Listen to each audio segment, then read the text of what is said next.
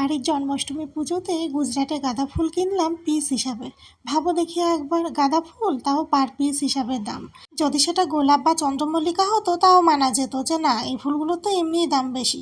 দাম শুনলে তো অবাক তোমরা হবেই। আর তারপরে ফুলগুলো দিয়েছে প্রচণ্ড রকম পচা, মানে জল দিয়ে দিয়ে জমিয়ে রেখে সে এমন অবস্থা হয়েছে যে শেষে আর সেগুলো দিয়ে ঠিকমতো পুজোও করতে পারিনি। 2-4টে মতো ব্যবহার করতে পেরেছি, বাকিটা আর কি করব। তো পুরো ভিডিওটা তোমরা দেখতে থাকো। আজকে আমি এই ভিডিওতে বেশ কিছু কথাও বলবো। তোমরা সকালবেলা দেখলে আমি একদম ব্রাশ করে আয়নার সামনে দাঁড়িয়ে কিন্তু আগে চোখ মুখ ধুয়ে এসে মুখটা মুছে নিলাম।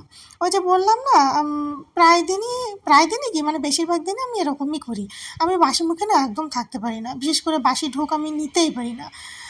তো যাই হোক, দেখো তারপরে তো চোখ মুখ ধুয়ে এসে আমি এই যে এখন বিছানাটা গুছিয়ে নিচ্ছি।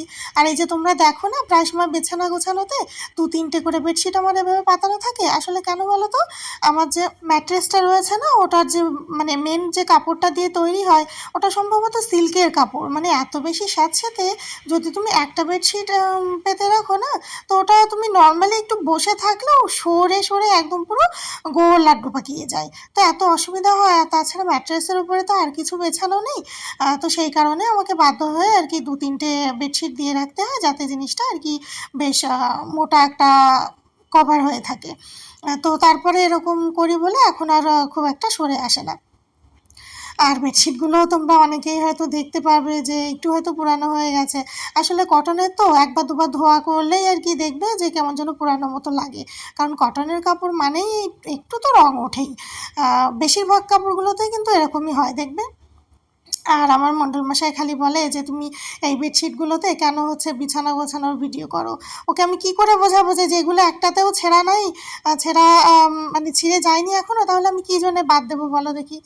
তো দেখো তারপরে যাই হোক, সব কিছু গুছিয়ে গাছিয়ে নিয়ে সকালের মধ্যে থেকে আর কি টুকটাক সব রকম কাজকর্ম করছি। আর এখন আসলাম আমি সবজি গোছাতে।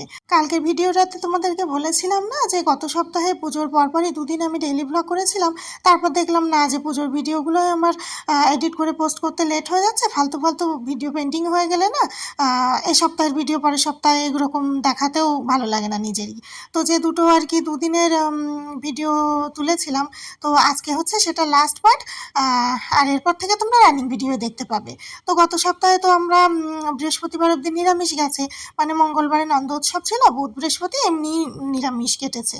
আর বৃহস্পতিবার তো আমাদের এমনি নিরামিষ থাকে জানোই। তো তারপরে শুক্রবার গিয়েছিলাম বাজারে।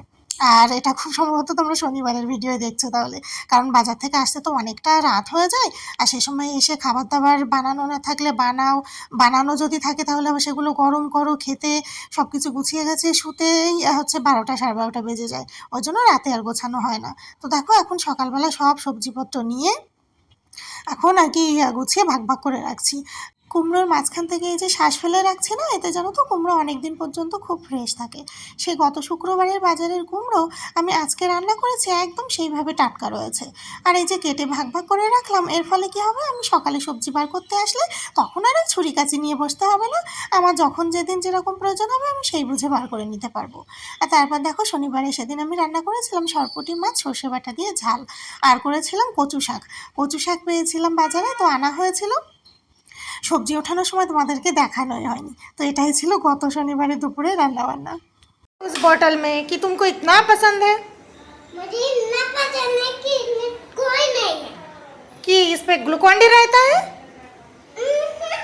इस पे कोई जूस रहता है, फिर भी तुमको ये बॉटल इतना पसंद है कि आके ही पूरा तुम बॉटल ही ले लेते हो। गलत बोलियो, ना कोई कॉर्नर ना कोई जूस।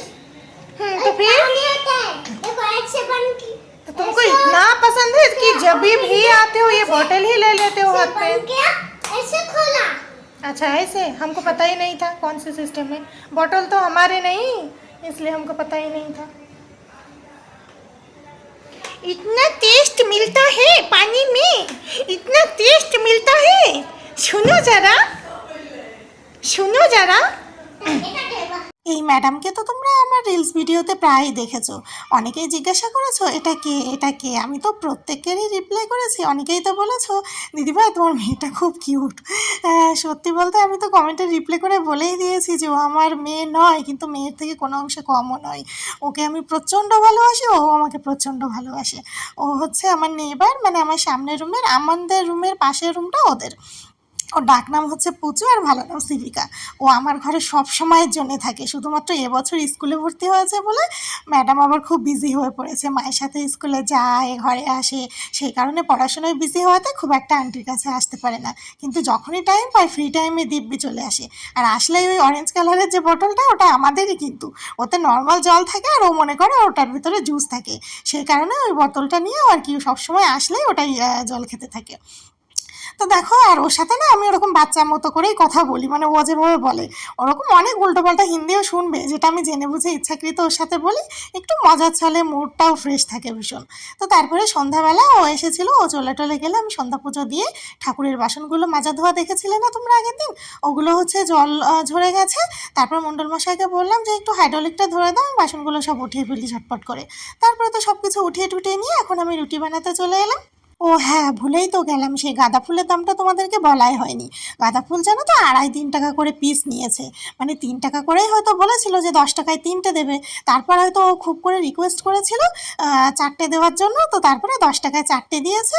ওরকম ওই 10-12টা মতো ফুল এনেছিল, তার মধ্যে থেকে অর্ধেক পুরো পচা। তো এইভাবে আর কি ম্যানেজ করে সেইভাবে পুজো করেছিলাম। তো দাম শুনে আমার এত অবাক লেগেছিল, ওই জন্য আমি মনে মনে ভেবেছিলাম যে এই ফুলের দাম এমন নিল, তাও আবার পচা ফুল দিল, এটা আমি তোমাদেরকে ভিডিওতে শেয়ার করব। এই পাঁপড় ভাজাটা আমি কালকে রাতে করেছিলাম পাঁপড়গুলো স্টোর করব বলে, তো ভিডিওটা আনকমপ্লিট থেকে যাচ্ছিলো বলে এই ভিডিওর সাথে অ্যাড করে দিলাম। তো পুরো ভিডিওটা দেখার পর আর গাঁদা ফুলের দাম জানার পর তোমাদের কেমন লাগলো অবশ্যই কমেন্ট করে জানিও, ভালো লাগলে একটা লাইক করে দিও। দেখা হচ্ছে নেক্সট একটা সুন্দর ভিডিওতে।